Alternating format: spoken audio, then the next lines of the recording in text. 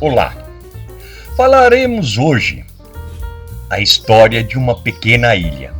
Sim, a Ilha Fiscal, que ocupa uma área de 7.000 metros quadrados e se distancia do continente um pouco mais de 1 quilômetro na Baía de Guanabara.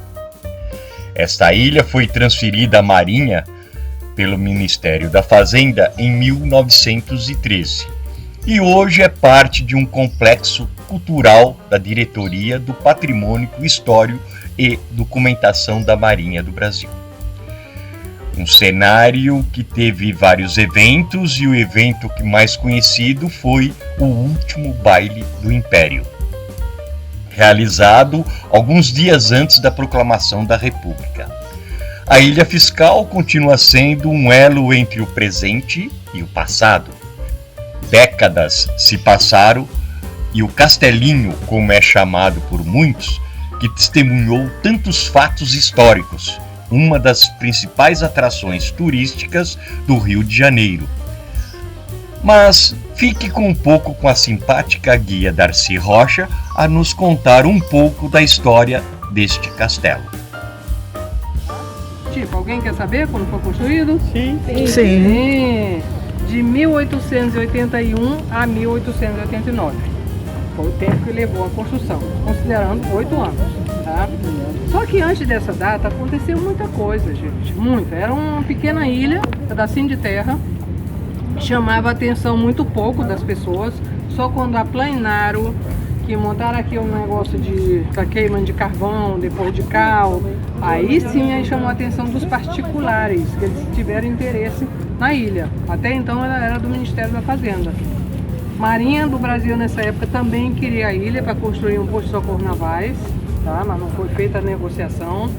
Então o que chamou a atenção para construir isso aqui, para ser um posto alfandegário, era para ficar de olho, vistoriando todo o navio que entrava aqui na Barra da Guanabara, entendeu? Entrava e saía. Então eles acharam muito interessante aproveitar a ilha, que daria para controlar, entendeu? Montar uma sentinela aqui para não deixar nunca um navio desse sair sem ser vistoriado. Essa foi a ideia. Só que o moço que teve essa ideia, pouca gente fala dele. A gente fala muito do Dr. Adolfo José Del Vecchio, que foi um engenheiro que projetou o castelo.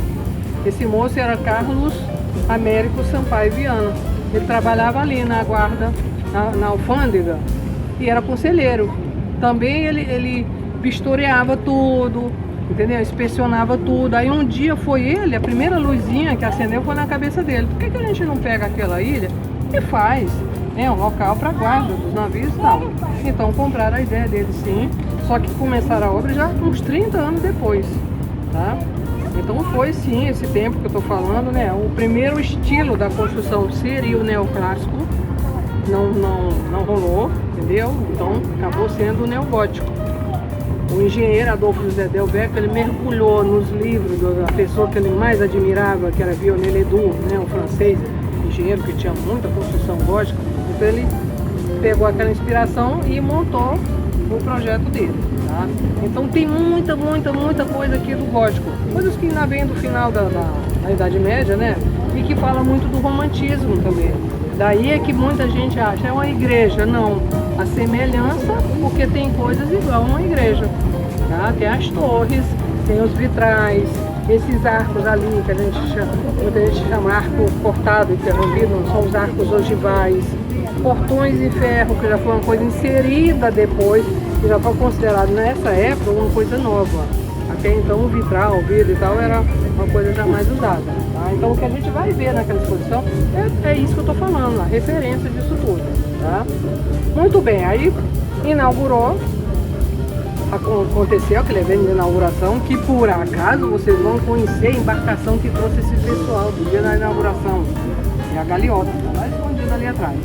Vou chegar nesse momento, ela trouxe esse pessoal para a inauguração, no dia da festa também ela veio, tá? Mas enfim, aí inaugurou 27 de abril de 1889, um posto de fiscalização alfandegária, tá? Passaram alguns meses, chegou novembro, dia 9 de novembro do mesmo ano, resolveram dar um grande baile aqui. Esse baile aqui marcou o local, que é o chamado último baile do Império na Ilha Fiscal. Daí dá a entender para muita gente que aqui tinha muito baile. Não, só houve aquele baile na época do Império. O que marcou? Porque 6 dias após essa data aconteceu a proclamação da República. Então foi o último baile daquela fase do governo. Aí, dia 15 de novembro foi proclamada a República, não teve mais baile aqui. Tá? E aí passaram os anos, uma época houve a revolta da Armada que atingiu aquela pedra ali, estava marquinha, tem outra marquinha, atingiu de trás, o relógio e tal. Então danificou móveis. Por um bom tempo eles mantiveram fechado aqui. 10 anos mais ou menos. Aí depois reabriram. Aí veio uma fase em que, já nessa fase, a Marinha, que já tinha interesse, ela tentou negociar com a fazenda e conseguiu.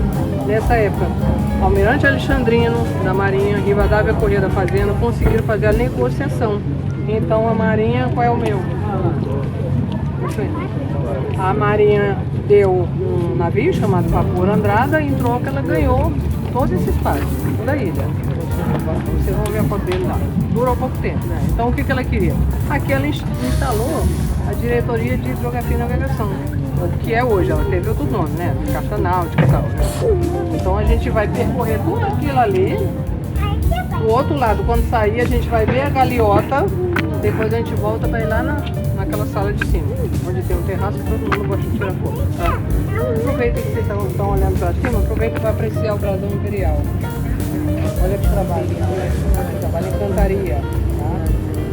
Coroa no meio, aliás, a coroa acima, a esfera lá no meio do escudo, 20 estrelas, o diano, que era as províncias, e a riqueza, café e tabaco nas laterais, tá? Muito bem, querem entrar? Até onde fica ali, ó? Ah, tá. Entendi. Não mostrei pra... Olha como é lindo. Quem quer dar um passeio pela Baía de Guanabara? Gente, olha só o camarote, que coisa linda. Quem passeava aí, ia aí dentro. Todo decorado, cortinas, tapete, tudo, né? Agora quem remava, ficava do lado de fora aqui. Quando eles fizeram a galeota, tinham 22 remos. Para cada remo precisa de 2 pessoas, 44 pessoas. Depois aumentaram para 30, ou seja, aí precisa de 60 pessoas. Mais um proeiro que é ele que vai ajudar a embarcar, a desembarcar e tal. Então, aí nossa galeota, que muita gente conhece ela como uma galeota real, não é? A maioria a gente já viu escrito por aí. Mas na verdade o nome é a galeota do Dom João VI. Quando a gente fala assim, Dom João VI, mas não tem tanto tempo, sim, foi no ano que ele veio para o Brasil, ele não era príncipe, ele ainda não era rei não. Ele chegou aqui em 1808, logo em seguida encomendaram a galeota no antigo arsenal de marinha da Bahia. Aí foram fazendo lá, a galeota, fazendo. 1817 terminaram, aí pegaram a galeota, rebocaram de lá da Bahia até aqui no Rio de Janeiro para dar de presente para o Dom João VI. Ele ganhou em 1818, que foi o ano que ele foi, vamos dizer o termo assim, promovido, né, de príncipe.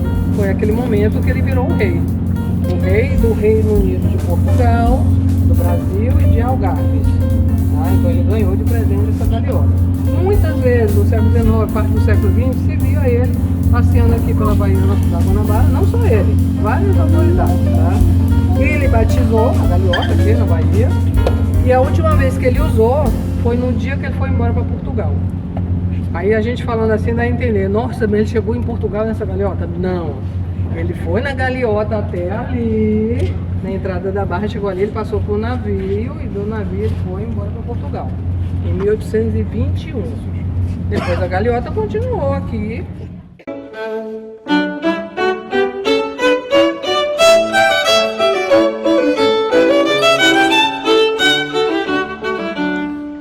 O Palacete da Ilha Fiscal ficou famoso por ter acontecido neste local o último baile do Império do Brasil. O baile, conhecido como o Baile da Ilha Fiscal, foi um evento que ficou famoso na história, porque, com toda a sua pompa e esplendor, ocorreu 6 dias antes da proclamação da República e marcou o fim da monarquia. Na época, já em meio de uma série de conspirações republicanas, e Dom Pedro II já velho e doente, o império estava por um fio. E apesar de sua ruína iminente e sem alternativa, a realeza ainda resistia, inclusive querendo provar aos apoiadores da monarquia que estavam fortes. Com isso, o Visconde de Ouro Preto, então presidente do Conselho dos Ministros, sugeriu realizar um grande baile, um suntuoso baile. Este baile aconteceu no Palácio da Ilha Fiscal, que tinha sido recém-inaugurado e localizado na Baía de Guanabara. A princípio, os primeiros locais cogitados para sediar este evento foram o Palácio de Petrópolis e o Paço Imperial de São Cristóvão, mas ambos logo foram descartados por serem considerados sem segurança, em caso de ataque ou manifestações republicanas.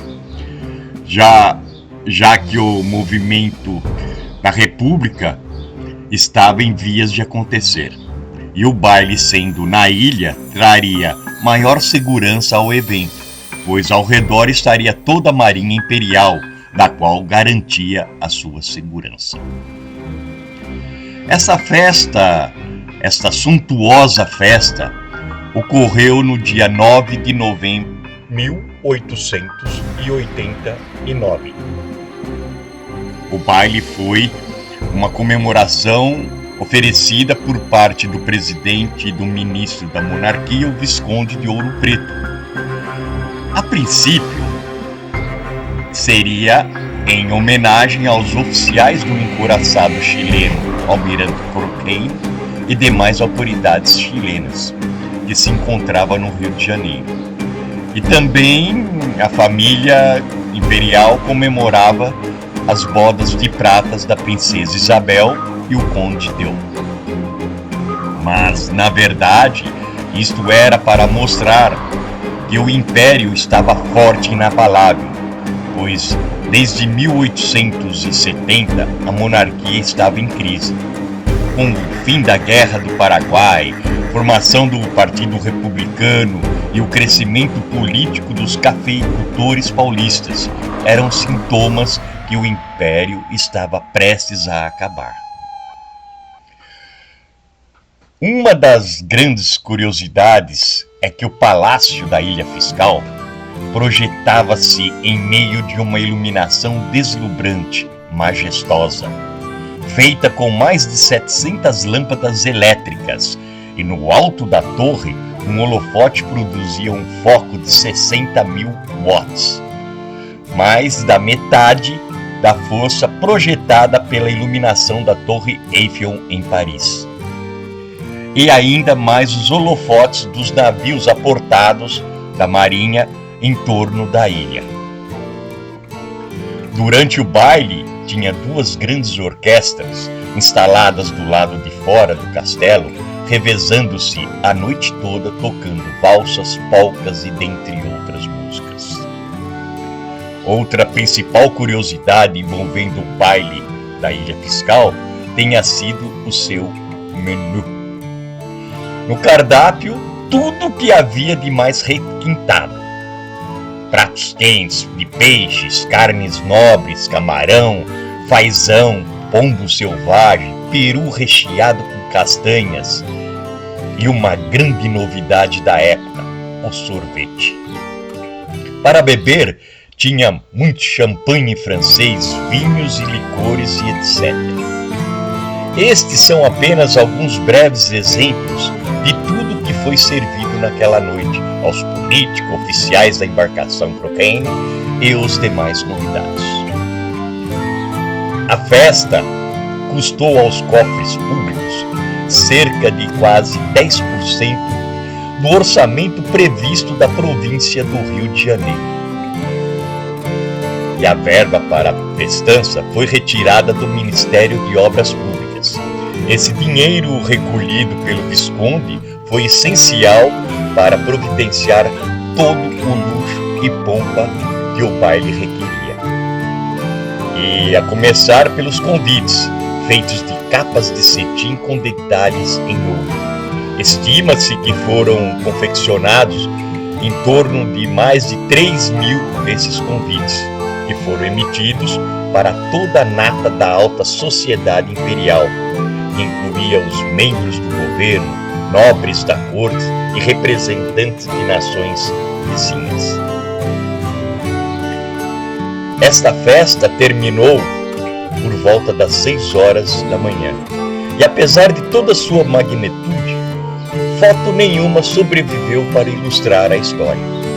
Talvez porque toda a noite perfeita realmente parecia um sonho de que o Império prevaleceria. Mas não foi isso que aconteceu. 6 dias após o baile, em 15 de novembro de 1889, foi proclamada a República. E logo após, D. Pedro II e a família imperial foram exilados do país e viveram seus últimos anos na Europa. E esta foi um pouquinho da grande história da Ilha Fiscal, e principalmente do último baile do Império, que poderia ser chamado Baile da Ilha da Fantasia.